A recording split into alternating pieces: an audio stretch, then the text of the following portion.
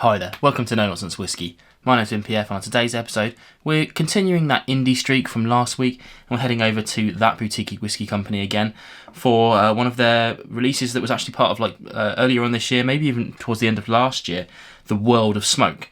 Now, we'll be getting into that in a little bit, but obviously if you don't know who Boutique Whiskey Company are by now, I'll tell you a little bit, but they're basically an offshoot of kind of Master of Malt, Atom Brands, that sort of thing, where they bottle single cask stuff from around the world in small batches. So when they're gone, they're gone. For instance, this one is 396 bottles, and they're pretty much all half litres, 500 millilitres, apart from their core range, which I did cover a little bit ago, and did their Canadian corn as a full-size review. So yeah, the most of the bottles are 500 ml, so you do have to factor that into your maths a little bit. A lot of these are exceptional whiskies, but the one thing that I do like about Boutique is that they're not only they're just the breadth of their portfolio is, you know, you're not going to enjoy everything. There's a couple of things that I've tried that I've been not too sure about, but that's single cask whiskey for you. You know, you can't just rely on the distillery. You have to kind of explore it a little bit and see what's around. Ideally, you get yourself a tasting set, or you get yourself down to a festival and try what's there. Back in the day, that used to tend to be a bit of a problem, because by the time you found something you liked, it was sold out. However, these days, I don't think that's really happening too much anymore. For example, this one's been out for a good few months now, and it's still available. So yeah, that might be a thing that piques your interest. Okay, on to what we've got actual today then. As I mentioned earlier, this is part of the World of Smoke series. Quite a few bottlings were involved in this. I had a few samples. Literally, I've got samples down here as well that I need to sort out and cover. But they had an Isla 29-year-old, and they had an Ardmore 19-year-old. Some pretty exceptional stuff.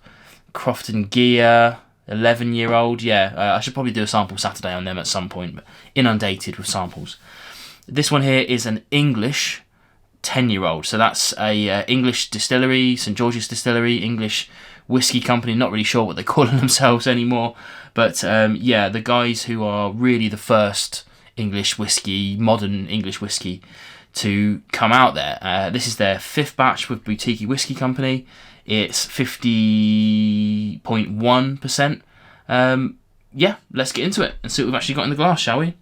All of their bottlings are non-chill filtered, natural coloured, so we can talk about this a little bit. It's got a kind of a light golden colour to it, so it's, you know, it's fairly light. It's a first fill. They say ex Jim Beam, which is cool. You know, usually we just get to hear ex bourbon rather than the actual distillery, so I'll drink to that. But yeah, let's get onto the nose and see what we got in the glass. Now this one here has got it's an interesting one, because I've drank nearly half of this bottle now, and not that English whiskey's got a defining characteristic, but I wouldn't call this a youthful English whiskey. Yeah, right, we've got 10 years on the label, which is awesome, but it just smells so well rounded, and it's just there's so much to it. Now for me, yes, I'm getting the kind of the normal sweetnesses with vanillas and honeys and that sort of stuff that we all like to talk about, but this has got a little bit of marzipan to it, so kind of that almond vibe. I'm getting a kind of a citrusy lemoniness to it at the back end, and the smokiness is not really. I mean, it's obviously smoked, but it's more like a charred cedar wood than actual ash or burnt or anything like that. It's really lovely. I'm getting kind of a cedarwood vibe because it's in the kind of the grilling world, if we want to make a good salmon, you'd buy a cedarwood plank to put that on and put that in your smoker, so you get that kind of really nice cedar wood effect through it. That's kind of what I'm getting from this. I don't want to go down the road of kind of barbecued fish, because it isn't like that at all, but I'm getting that vibe of standing next to the barbecue while I'm drinking this, which is awesome. Let's try on the palate.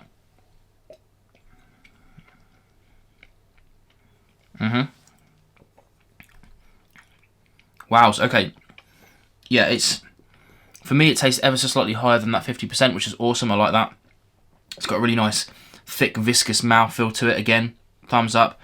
I'm getting more of that kind of that lemonness coming through. I'm getting more of those kind of vanillas, the honeys, those standard things.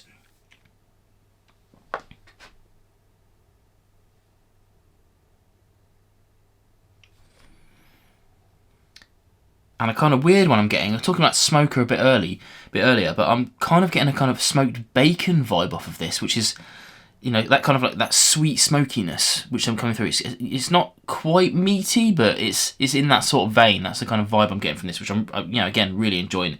Very complex, very different every time I've been drinking this. In terms of finish, it's long, it's subtly smoky. I wouldn't say it's too in your face at all by any stretch. And it finishes with a nice dollop of kind of peppery spiciness on the back end as well. Something I'm quite enjoying, really enjoying this.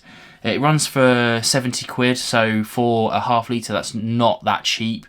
You know, for a full size litre, you know, not doing the maths on my head, but that's nearing £100 for a bottle, which, you know, it's a difficult thing to suggest, because in years down the line, this video is going to be outdated, and people will say, oh, I wish I could get that for that sort of price, as things tend to go.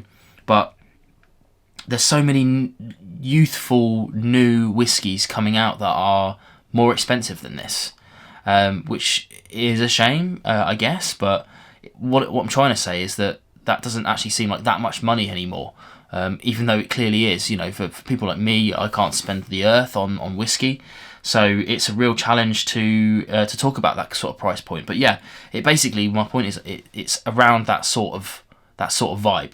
So yeah. It's a really nice whiskey, and I think it's not going to be for everybody for sure. But if it has piqued your interest, obviously links in the description below. You can go and check it out if you want to. In any case, I'll see you on more reviews coming soon. Cheers.